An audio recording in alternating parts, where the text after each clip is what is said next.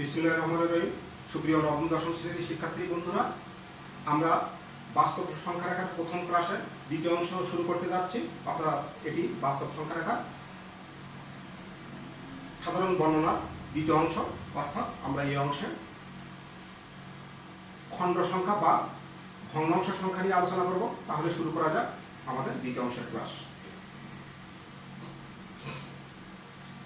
আমাদের বাস্তব সংখ্যা রেখার এই প্রথম ক্লাসের পার্ট 2 তে আমরা আলোচনা করব বাস্তব সংখ্যা রেখার মধ্যে যে খণ্ড সংখ্যাগুলো আছে বা ভগ্নাংশ সংখ্যাগুলো আছে সেই সংখ্যাগুলো নিয়ে তোমাদের সাথে আলোচনায় থাকবো।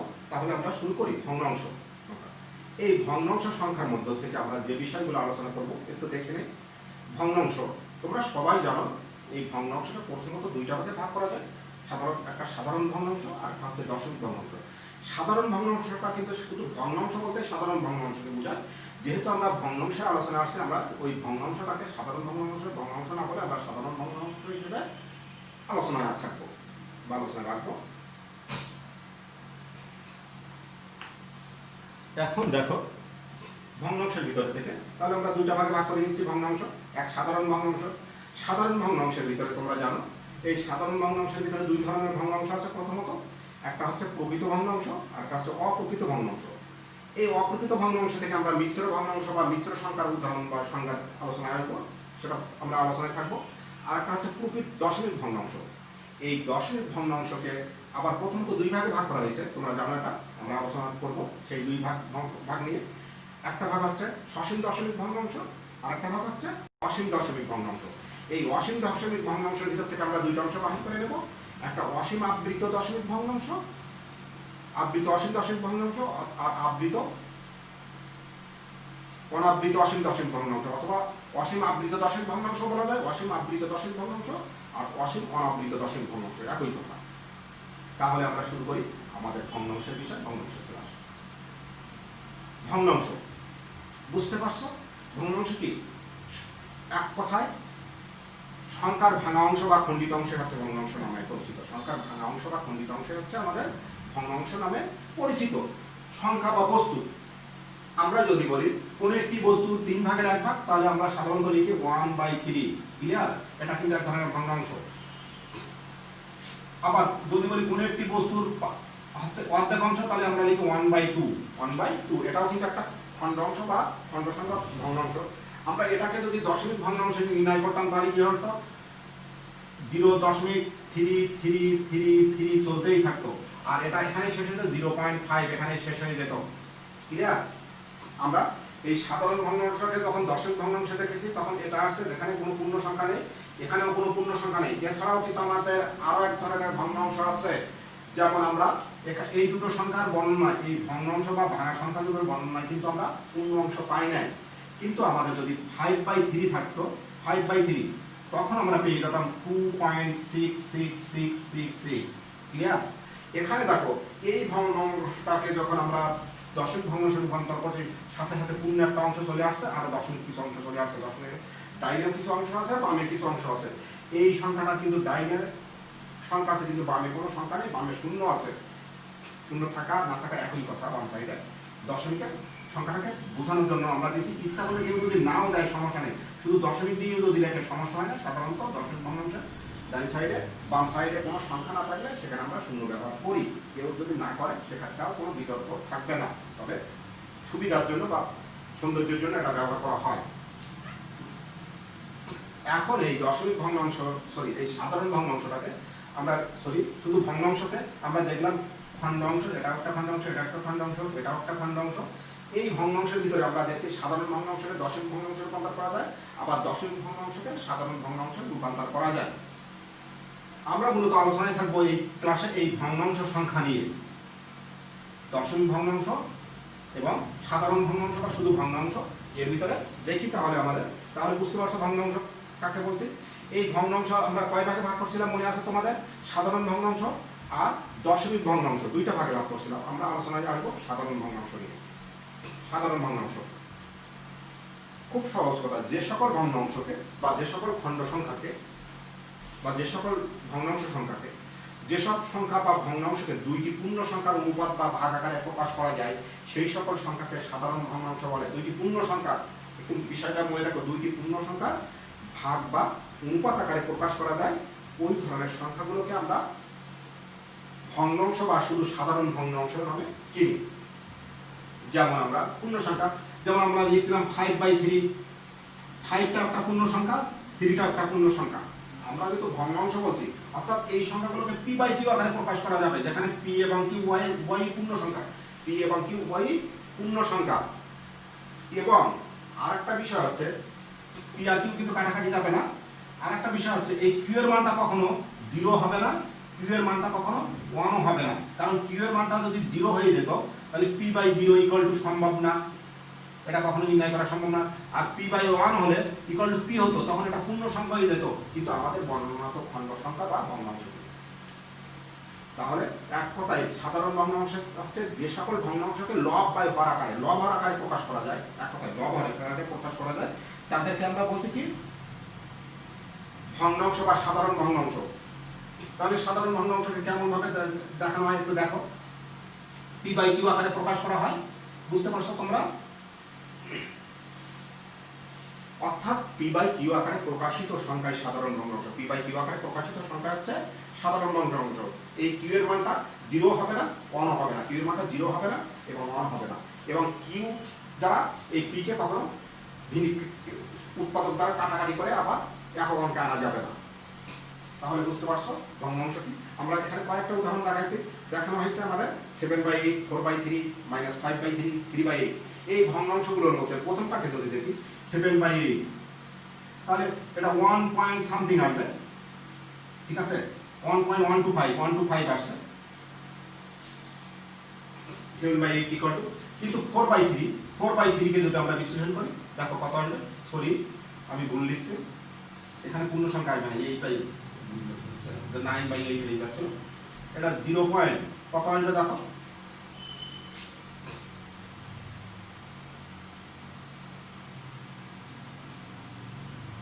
8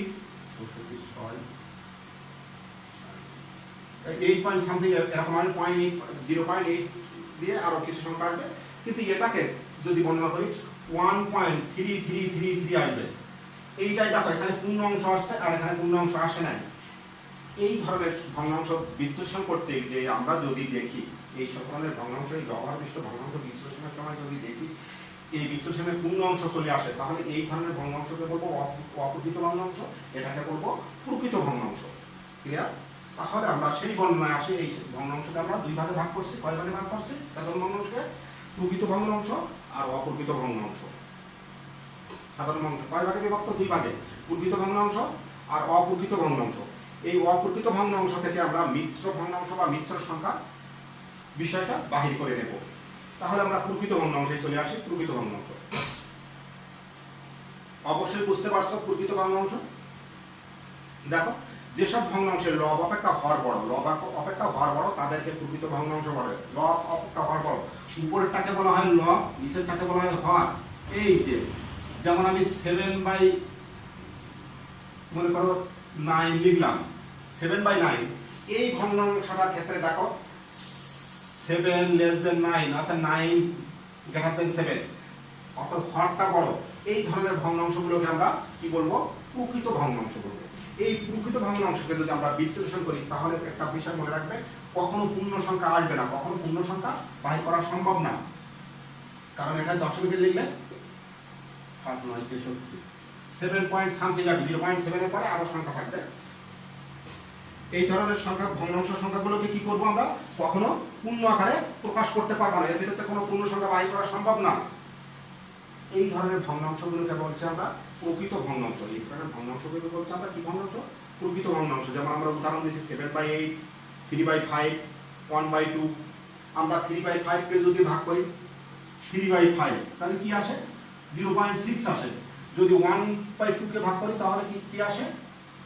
দেখো 0.5 আসে।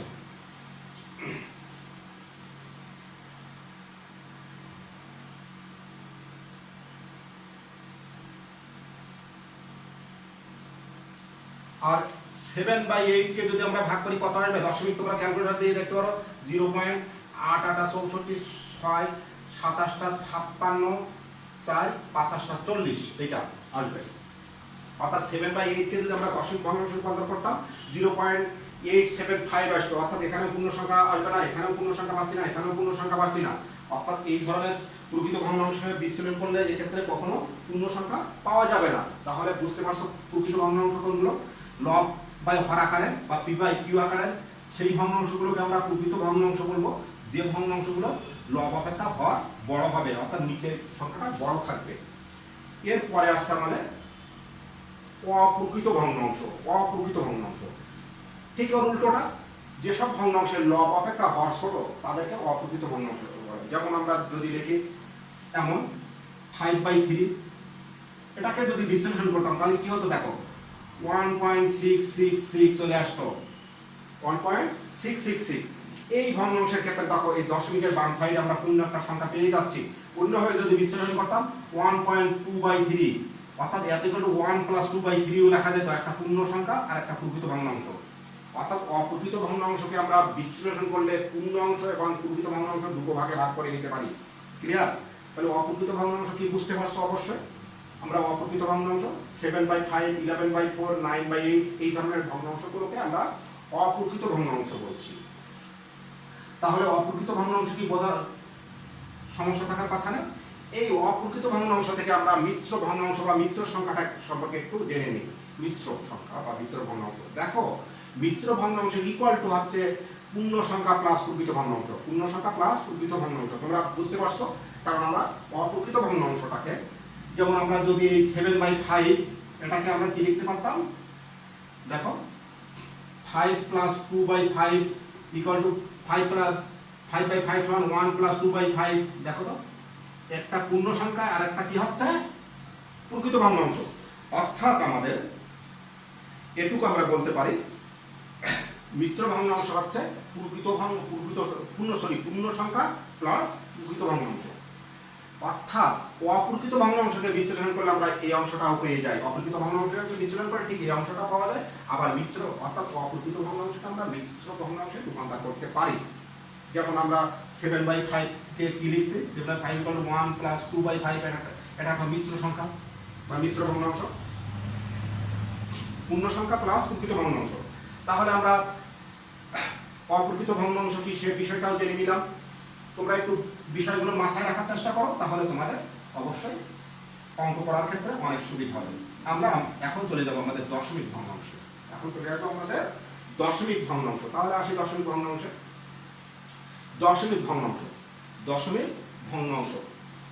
দশমিক ভগ্নাংশ বললেই বুঝতে পারো, এক কথা আমরা সহজভাবেই বলি, যে সকল ভগ্নাংশকে দশমিকের মাধ্যমে প্রকাশ করা হয় তাদেরকে দশমিক ভগ্নাংশ বলে। যেসব ভগ্নাংশকে দশমিকের মাধ্যমে প্রকাশ করা হয় তাদেরকে আমরা দশমিক ভগ্নাংশ বলি। ক্লিয়ার? যেমন আমরা এখানে রাখছি 2.25, 0. দেখো 2.25, 0.235, 1.125, 125, তারপর 1.7320, 50, 808, তারপর 7 ইত্যাদি। এভাবে আমরা অনেকগুলো এখানে 4টি ভগ্নাংশ রাখছি। এই ভগ্নাংশগুলো যদি একটু লক্ষ্য করো, ভগ্নাংশগুলোর মধ্যে কিছু পার্থক্য কিন্তু রয়ে গেছে। এই ভগ্নাংশ যে দশমিক ভগ্নাংশগুলোর মধ্যে কিছু পার্থক্য পরিলক্ষিত হচ্ছে। আমাদের প্রথম দুইটি ভগ্নাংশ যদি আমরা দেখি, 2.25 একটা রাখছিলাম, 0.235, এই দুইটা ভগ্নাংশকে লক্ষ্য করলে দেখো দশমিকের পরে, দশমিকের ডাইনে এখানে দুইটা সংখ্যা আছে, এখানে তিনটা সংখ্যা আছে। এই ধরনের সংখ্যাগুলোকে আমরা গণনা করতে পারি। অর্থাৎ দশমিকের ডাইন সাইডে কয়টি সংখ্যা আছে সেটা নির্ধারিত, এখানে 2টি আছে, এখানে 3টি আছে। কিন্তু আমাদের পরবর্তী একটা সংখ্যা দেখো 1.125, 125, 125 এ একটা, আর 1.7320508075 এ একটা, 7 পর্যন্ত আছে, 7 পর্যন্ত একটা। এই দুইটা ভগ্নাংশের ক্ষেত্রে দেখো দশমিকের ডাইন সাইডে এখানে যেমন 9টা অঙ্ক রাখা হয়েছে, 3 3 3, এখানেও ডাইন সাইডে 9টা অঙ্ক রাখা হয়েছে, কিন্তু তারপরে কিন্তু ডট ডট দিয়ে দেওয়া হয়েছে, মানে আরো আছে, কত আছে জানো। তাহলে এই ভগ্নাংশগুলোকে, এই দশমিক ভগ্নাংশের ডাইন সাইডে কতটি অঙ্ক আছে সেটা গুণে নির্ধারণ করা সম্ভব না। এই বেসের উপর ভিত্তি করে দশমিক ভগ্নাংশকে আমরা মূলত দুই ভাগে ভাগ করছি। কয় ভাগে ভাগ করছি? এই এক ভাগ আর এই এক ভাগ। এটাকে বলা হচ্ছে সসীম দশমিক ভগ্নাংশ। দশমিকের পরে সসীম অঙ্ক আছে মানে গণনা করা যায়, আর এটা হচ্ছে অসীম দশমিক ভগ্নাংশ। ঠিক আছে, তাহলে আমরা এখন এই দশমিক ভগ্নাংশের সসীম দশমিক ভগ্নাংশ এবং অসীম দশমিক ভগ্নাংশ এই দুইটা বিষয় নিয়ে আমরা আলোচনায় থাকবো এবং বোঝার চেষ্টা করবো আসলে সসীম দশমিক ভগ্নাংশ কোনগুলো আর অসীম দশমিক ভগ্নাংশ কোনগুলো, সেগুলো কিভাবে চেনা যায়। তাহলে আমাদের এবার আসছে এই সসীম দশমিক ভগ্নাংশ। সসীম দশমিক ভগ্নাংশ অর্থাৎ যে সমস্ত ভগ্নাংশের ডাইন সাইডের অঙ্কগুলো গুণে নির্ধারিত করা যায় তাদেরকে আমরা সসীম দশমিক ভগ্নাংশ বলি। যেসব দশমিক ভগ্নাংশে দশমিকের ডাইন দিকের অঙ্ক নির্দিষ্ট করা যায় বা গণনা করে বাহির করা সম্ভব তাদেরকে আমরা সসীম দশমিক ভগ্নাংশ বলি। যেমন আমরা এই ভগ্নাংশগুলোকে সসীম দশমিক ভগ্নাংশ বলছি। বুঝতে পারছো? ক্লিয়ার? এই সসীম দশমিক ভগ্নাংশগুলোকে খুব সহজে আমরা সাধারণ ভগ্নাংশে রূপান্তর করতে পারি। 2.25 ইকুয়াল টু 225/100। একইভাবে আমরা যদি এটাও লিখতাম বা বড়টাকেও একইভাবে করা যাবে 0.235 ইকুয়াল টু 235/1000। অর্থাৎ সসীম দশমিক ভগ্নাংশগুলোকে আমরা খুব সহজে সাধারণ ভগ্নাংশে রূপান্তর করতে পারি, অর্থাৎ p/q আকারে নিয়ে আসতে পারি, p/q আকারে প্রকাশ করতে পারি। তাহলে ক্লিয়ার? আমরা সসীম দশমিক ভগ্নাংশগুলোকে এভাবে প্রকাশ করতে পারি। বড়টাও একইভাবে পারা যাবে 1312342537 লেখার পরে আমরা উপরে এটি লিখে, অর্থাৎ আমরা ওইটাকে যদি দেখতাম ওই বড় অঙ্কটাকে, তাহলে কিভাবে 1312345237 বাই 1 লিখে 1 2 3 4 5 6 7 8 9 1 2 3 4 5 6 7 8 9। ক্লিয়ার? এভাবে এটাও পূর্ণ সংখ্যা এটাও পূর্ণ সংখ্যা p/q আকারে আমরা প্রকাশ করতে পারি। সাধারণত সসীম দশমিক ভগ্নাংশগুলোকে এভাবে নিয়ে আসা যায়। তাহলে সসীম দশমিক ভগ্নাংশ কি সেটা বুঝতে পারছো? ক্লিয়ার আশা রাখি। এখন এই সসীম দশমিক ভগ্নাংশের পরে আমরা আসবো অসীম দশমিক ভগ্নাংশ, যেটা আমরা আগেই দেখছিলাম, যাদের দশমিকের ডাইন সাইডের অঙ্ক গুণে নির্ধারণ করা যায় না। যে সমস্ত ভগ্নাংশের ডাইন সাইডের অঙ্ক আমরা গুণে শেষ করতে পারবো না বা নির্দিষ্ট করতে পারি না, সেই ধরনের ভগ্নাংশগুলোকে বা সেই ধরনের দশমিক ভগ্নাংশগুলোকে আমরা কি বলছিলাম? অসীম দশমিক ভগ্নাংশ। অসীম দশমিক ভগ্নাংশ। তাহলে আমরা দেখি অসীম দশমিক ভগ্নাংশ কি বা কিভাবে অসীম দশমিক ভগ্নাংশ চেনা যায়। অসীম দশমিক ভগ্নাংশ দেখো, যেসব দশমিক ভগ্নাংশের দশমিকের ডাইন দিকের অঙ্কসমূহকে নির্দিষ্ট করা সম্ভব নয় বা গণনা করে বাহির করা সম্ভব নয়, অর্থাৎ কতটি অঙ্ক আছে, কতটি অঙ্ক সন্নিবেশ ঘটছে ডাইন সাইডে দশমিকের পরে বাহির করা সম্ভব না, ওই ধরনের ভগ্নাংশকে আমরা অসীম দশমিক ভগ্নাংশ বলি। অসীম দশমিক ভগ্নাংশ অর্থাৎ অসীম দশমিক ভগ্নাংশের দশমিকের ডাইনে অসীম সংখ্যক অঙ্ক থাকে, অর্থাৎ ডাইন সাইডে কতগুলো অঙ্ক আছে আমরা জানি না, তবে এইটুকু বলতে পারি সেখানে অসীম সংখ্যক অঙ্ক আছে, এটা কখনো বলে নির্ধারণ করা সম্ভব না। এখন আমরা উদাহরণ যদি বলি, যেমন আমরা এখানে লিখছি দেখো ইত্যাদি, এখানে আমরা মাত্র অসীম দশমিক দুইটা ভগ্নাংশ রাখছি, 30.123 আর 1.7320508007। এই দুইটা অসীম দশমিক ভগ্নাংশের প্রতি যদি একটু লক্ষ্য করি, এরও দশমিকের ডাইন সাইডে অসীম সংখ্যক সংখ্যা আছে, ওটারও অসীম সংখ্যক সংখ্যা আছে, কিন্তু এই দুইটা ভগ্নাংশের এর ডাইন সাইডে দেখো একই সংখ্যা কিছুক্ষণ পর পর একই সংখ্যা পুনরাবৃত্তি করছে 1 2 3 1 2 3 1 2 3। এই ধরনের ভগ্নাংশগুলোকে খুব সহজেই তোমরা জানো পৌনঃপুনিক অঙ্কে প্রকাশ করা যায়, পৌনঃপুনিক দশমিক ভগ্নাংশে, অর্থাৎ 130.123 দিয়ে এবার তো পৌনঃপুনিক ব্যবহার করে আমরা প্রকাশ করতে পারি। এই ধরনের অসীম দশমিক ভগ্নাংশকে বলা হয় অসীম আবৃত দশমিক ভগ্নাংশ বা আবৃত অসীম দশমিক ভগ্নাংশ। অসীম আবৃত দশমিক ভগ্নাংশ বলা হয় এগুলোকে অসীম আবৃত, কারণ এক একটা লিমিটের মধ্যে আনা যায়, কিন্তু এই আবৃত দশমিক ভগ্নাংশ বললেই কিন্তু বলতে পারবো না যে দশমিকের পরের অঙ্কটা সীমার মধ্যে আনতে পারছি, সীমার মধ্যে আনতে পারছি না, কতটা রয়েছে সেটা আমরা জানি না, তবে এভাবে আমরা প্রকাশ করতে পারি। কিন্তু এই দশমিক অঙ্কটাকে এইরকম কোনো সীমার মধ্যে আনা যায় না, এবং এই যে আমরা আবৃত অসীম দশমিক ভগ্নাংশ এটাকে কিন্তু আমরা p/q আকারে প্রকাশ করতে পারি। 13.123 - 13 কিভাবে প্রকাশ করতে হয় তোমাদেরকে শেখাই দেওয়া হবে। এখানে 1 2 3 এভাবে প্রকাশ করা যায়, 13110/999 এভাবে প্রকাশ করা যায়। অর্থাৎ এই আবৃত অসীম দশমিক ভগ্নাংশগুলোকে আমরা p/q আকারে প্রকাশ করতে পারি বিশেষ পদ্ধতিতে, তাই এইভাবে তাহলে আমরা দেখলাম আবৃত অসীম দশমিক ভগ্নাংশগুলোকে আমরা খুব সহজেই পি বাই কিউ আকারে প্রকাশ করে নিয়ে নিতে পারি। কিন্তু অনাবৃত অসীম দশমিক ভগ্নাংশগুলো কি ঘটে দেখি। অনাবৃত এই অনাবৃত অসীম দশমিক ভগ্নাংশকে কখনোই এই সীমায় বা এই পি বাই কিউ আকারে প্রকাশ করা সম্ভব না। আবৃত অসীম দশমিক ভগ্নাংশকে কখনো পি বাই কিউ আকারে প্রকাশ করা সম্ভব না।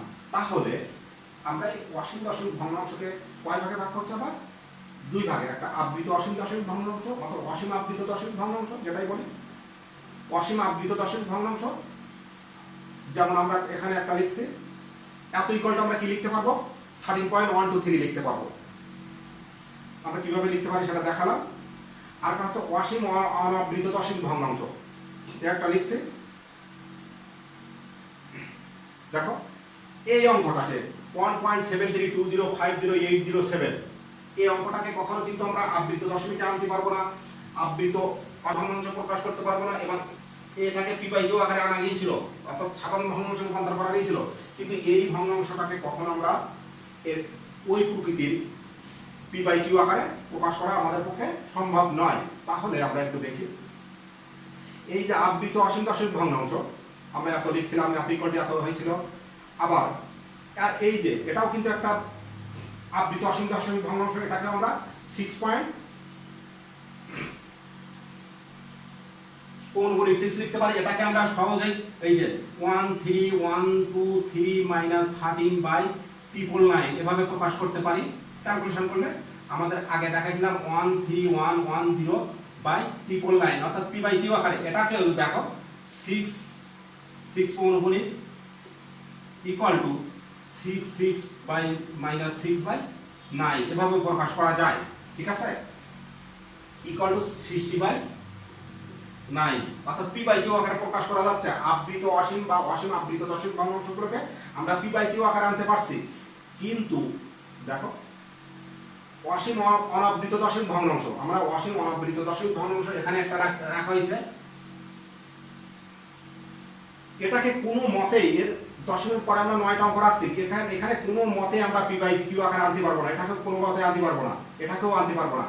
এখানে একটা এই যে দশমিক ভগ্নাংশগুলো রাখা হয়েছে, এখানে কিন্তু আমি একটু বিশেষ সংখ্যার দশমিক রাখছি। দেখো প্রথমটা হচ্ছে √3 মান, প্রথমটা হচ্ছে √3 ইকুয়াল টু তোমরা জানো অবশ্যই, খুব সহজ 1.7320508075 এভাবে আরো লেখা যায়। আর এটা হচ্ছে √2 এর মান 1.41421326 এভাবে লেখা যায়। এটা হচ্ছে √5 এর মান 2.82842712 এভাবে লেখা যায়। এই যে এখানে একটু কেন রাখছি তোমাদের পরবর্তীতে অবশ্যই সুবিধা হবে এই বিষয়টা তোমাদের অঙ্ক করার সময়। এখানে যে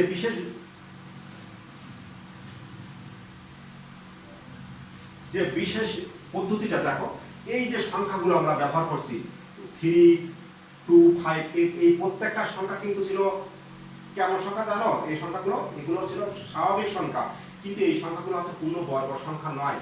অর্থাৎ পূর্ণ বর্গ সংখ্যার বর্গমূল হচ্ছে অসীম অনাবৃত দশমিক ভগ্নাংশ, মনে রাখবা। অর্থাৎ এগুলোকে কখনো পি বাই কিউ আকারে প্রকাশ করা যায় না, এই বিষয়টা আমাদের মাথায় রাখবা, পরবর্তীতে কাজে লাগবে আমাদের। অর্থাৎ পূর্ণ বর্গ সংখ্যা নয়, এরূপ সংখ্যাকে বর্গমূল করলে অনাবৃত অসীম অনাবৃত দশমিক ভগ্নাংশ হবে, অসীম অনাবৃত দশমিক ভগ্নাংশ হবে। এবং যে সংখ্যাগুলোকে কখনো পি বাই কিউ আকারে প্রকাশ করা সম্ভব না, অর্থাৎ দুইটি পূর্ণ সংখ্যার ভাগ আকারে প্রকাশ করা সম্ভব না। এর উপর ভিত্তি করে আমরা মূলদ সংখ্যা বা অমূলদ সংখ্যা নির্ধারণ করি। তাহলে আমরা একটু দেখি, তাহলে ক্লিয়ার? আমরা আমাদের বাস্তব সংখ্যার কাজ সদস্য সংখ্যা নিয়ে মোটামুটি পূর্ণ আলোচনা কমপ্লিট আমাদের। তাহলে আমরা একটু দেখি সমস্ত পূর্ণ সংখ্যাগুলোকে আমরা আলোচনা করছিলাম, সমস্ত পূর্ণ সংখ্যা। অর্থাৎ পূর্ণ সংখ্যার আলোচনায় কিন্তু যেমন আমরা -3 পাইছিলাম, 0 পাইছিলাম, 4 পাইছিলাম, 2 পাইছিলাম, এই সংখ্যাগুলোকে কিন্তু আমরা খুব সহজেই পি বাই কিউ আকারে আনতে পারি। 4/1 পূর্ণ সংখ্যা, অর্থাৎ পি বাই কিউ আকারে আনা যায়। এরপরে আমরা পাইছিলাম সাধারণ ভগ্নাংশ, সকল সদস্য, সাধারণ ভগ্নাংশের সকল সদস্য। এই সাধারণ ভগ্নাংশের সকল সদস্যগুলোকে যদি আমরা দেখি কেমন ছিল, মনে আছে তোমাদের? সাধারণ ভগ্নাংশের সকল সদস্য এর প্রত্যেকটা মানকে আমরা পি বাই কিউ আকারে আনছি। আর সাধারণ ভগ্নাংশ যেমন আমরা পাইছিলাম 3/4, আবার পাইছিলাম 5/2, এগুলোকে কিন্তু আমরা পি বাই কিউ আকারে আনতে পারি। এরপরে আমরা পাওয়া গিয়েছিল দেখা মানে সসীম দশমিক ভগ্নাংশ। সসীম দশমিক ভগ্নাংশ কেমন ছিল আমাদের, যেমন 2.25 একটা দেখানো হয়েছিল, তাহলে 225/100 এটা কিন্তু আমরা সসীম দশমিক p/q আকারে নিয়ে আসতে পারছিলাম। সসীম দশমিক ভগ্নাংশগুলোকে আমরা p/q আকারে প্রকাশ করতে পারছি। এরপরে আমরা যে বিষয়টা দেখাইছিলাম যে অসীম দশমিক ভগ্নাংশের ভিতর থেকে দুটো অংশ বাইরে হয়েছিল, অসীম আবৃত দশমিক ভগ্নাংশ আর অসীম অনাবৃত দশমিক ভগ্নাংশ। এই সংখ্যাগুলোকে যেমন আমরা পাইছিলাম মনে পড়ে 2.6 অনুভূমিক ইকুয়াল টু 26 - 2 কি পাইছিলাম আমরা 9 পাইছিলাম, অর্থাৎ 24/9। এই ধরনের সংখ্যাগুলোকে অসীম আবৃত দশমিক ভগ্নাংশগুলোকেও কিন্তু আমরা p/q আকারে প্রকাশ করতে পারছি। কি আকারে প্রকাশ করতে পারছি? p/q আকারে। বিষয়টা একটু লক্ষ্য করো, আমরা সমস্ত পূর্ণ সংখ্যাকে p/q আকারে প্রকাশ করতে পারি, অর্থাৎ দুটো পূর্ণ সংখ্যার অনুপাত আকারে প্রকাশ করতে পারি। সাধারণ সকল ভগ্নাংশগুলোকে p/q আকারে প্রকাশ করতে পারি, অর্থাৎ এখানেও দুটো পূর্ণ সংখ্যার ভাগ আকারে প্রকাশ করা যায়। সসীম দশমিক ভগ্নাংশগুলোকে একইভাবে ওই রকম p/q আকারে প্রকাশ করা যায়। অসীম আবৃত দশমিক ভগ্নাংশগুলোকে p/q আকারে প্রকাশ করা যায়। কিন্তু আমরা একটা অংশ পাইছিলাম, দেখো অসীম অনাবৃত দশমিক ভগ্নাংশ ডাইন সাইডে দেখলাম। এই ভগ্নাংশগুলোকে কখনো, এই ডাইন সাইডের অংশগুলোকে কখনো আমরা p/q আকারে প্রকাশ করতে পারবো না, p/q আকারে প্রকাশ করা যাবে না। আর শুধু ওই অংশটাকে p/q আকারে প্রকাশ করা যায় না, আর এই সমস্ত অংশকে p/q আকারে প্রকাশ করা যায়। অর্থাৎ সমস্ত বাস্তব সংখ্যা রাখার ভিতরে যে সংখ্যাগুলোকে দুটো পূর্ণ সংখ্যার অনুপাত বা ভাগ আকারে প্রকাশ করা যায়, ওই সমস্ত সংখ্যাগুলোকে বলা হয় মূলদ সংখ্যা, আর যাদের যায় না তাদেরকে বলা হয় অমূলদ সংখ্যা। অর্থাৎ বাস্তব সংখ্যা রেখা প্রথমত দুই ভাগে বিভক্ত। ক্লিয়ার? বাস্তব সংখ্যা রেখা প্রথমত দুই ভাগে বিভক্ত, p/q আকারে মূলদ সংখ্যা, আর যাদের p/q আকারে প্রকাশ করা যায় না তারা হচ্ছে অমূলদ সংখ্যা। তাহলে অমূলদ সংখ্যা আমরা আর একটা বিষয় বুঝে নিলাম এখান থেকে, মনে করো এই যে বর্ণনা থেকে অসীম অনাবৃত দশমিক প্রত্যেকটা ভগ্নাংশই কি হচ্ছে, অসীম অনাবৃত দশমিক প্রত্যেকটা ভগ্নাংশ হচ্ছে অমূলদ সংখ্যা। এখান থেকে আরো একটা বৈশিষ্ট্য পেয়ে গেলাম, এই যে অমূলদ সংখ্যাগুলো মনে রাখবো অবশ্যই। অমূলদ কোন সংখ্যাই পূর্ণ সংখ্যা না, অমূলদ সংখ্যা অবশ্যই খণ্ডাংশ। অমূলদ সংখ্যাগুলো কখনো পূর্ণ সংখ্যা হবে না, কারণ সমস্ত পূর্ণ সংখ্যাই মূলদ সংখ্যা, সমস্ত পূর্ণ সংখ্যাই মূলদ সংখ্যা। তাহলে ক্লিয়ার? আমরা মূলদ সংখ্যা কি অমূলদ সংখ্যা কি ডেফিনেশনটা বুঝতে পারলাম।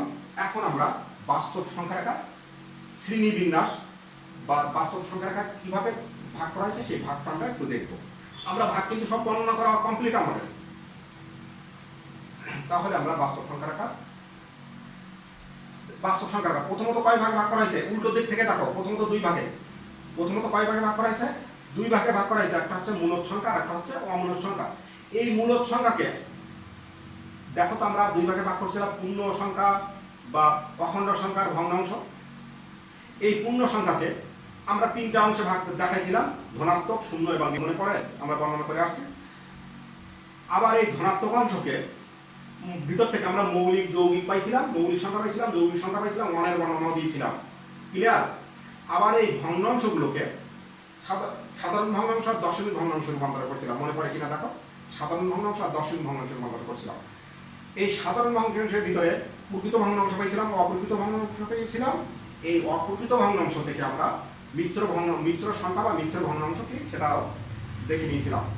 এই দশমিক ভগ্নাংশের ভিতর থেকে আমরা সসীম দশমিক ভগ্নাংশটাকে আমরা মূলদ অংশে নিয়ে আসছিলাম, আর অসীম দশমিক ভগ্নাংশের ভিতর থেকে শুধুমাত্র অসীম আবৃত দশমিক ভগ্নাংশটাকে আমরা মূলদ অংশে নিয়ে আসছিলাম। আর তাহলে অমূলদ অংশ কি ছিল দেখো তো, অসীম অনাবৃত দশমিক ভগ্নাংশ। ক্লিয়ার? তাহলে আমরা আমাদের বাস্তব সংখ্যা রাখা মোটামুটি শ্রেণীকরণ এবং সকল বিষয়গুলো নিয়ে আমরা আমাদের পার্ট 1 এবং পার্ট 2 নিয়ে আলোচনা সম্পূর্ণ করলাম। তোমরা একটু চেষ্টা করে নিও, তাহলে তোমাদের সুবিধা হবে বোঝার জন্য। আর আবারও বলছি, যেহেতু তোমরা গণিত নিয়ে আমাদের কাজ, এই জন্য গণিতের ধারা বা গণিত সম্পর্কে স্পষ্ট বোঝার জন্য আমাদের কি করতে হবে, সংখ্যা রেখা সম্পর্কে জানতে হবে। সমস্ত সংখ্যা রেখা সম্পর্কে যদি আমরা না জানি তাহলে আমাদের গণিত সম্পর্কে বা গাণিতিক ক্যালকুলেশন আমাদের অনেক সমস্যা থেকে যাবে। তাই কষ্ট করে হলেও তোমরা এই সংখ্যা রেখার শ্রেণীকরণটা একটু বোঝার চেষ্টা করো। আসলে চেষ্টা করছি সহজে বোঝানোর জন্য। আশা রাখি ক্লাসটা যদি ভালোভাবে দেখো, পার্ট 1 এবং পার্ট 2 যদি একটু মনোযোগ দিয়ে তোমরা দেখার চেষ্টা করো, তাহলে এই সংখ্যারেখার বিশ্লেষণ বা বাস্তব সংখ্যারেখার বিশ্লেষণ, বাস্তব সংখ্যারেখার সমস্ত সদস্যদের বর্ণনা তোমাদের কাছে সহজ হয়ে উঠবে। আর একটা বিষয় একটু বলে নেই, খালি শুধুমাত্র নবম দশম শ্রেণীর ছাত্রছাত্রীদের জন্য না, এই বিষয়টা এক কথায় যে কোনো শ্রেণীর ছাত্রছাত্রীদের জন্য এই সংখ্যারেখার বিশ্লেষণটা অবশ্যই জানা দরকার, সংখ্যারেখার বর্ণনাটা। তাহলে আজকে এখানেই শেষ করছি সকলকে। আর সবাই ভালো থাকো, সবাই সুস্থ থাকো। আল্লাহ হাফেজ সবাইকে।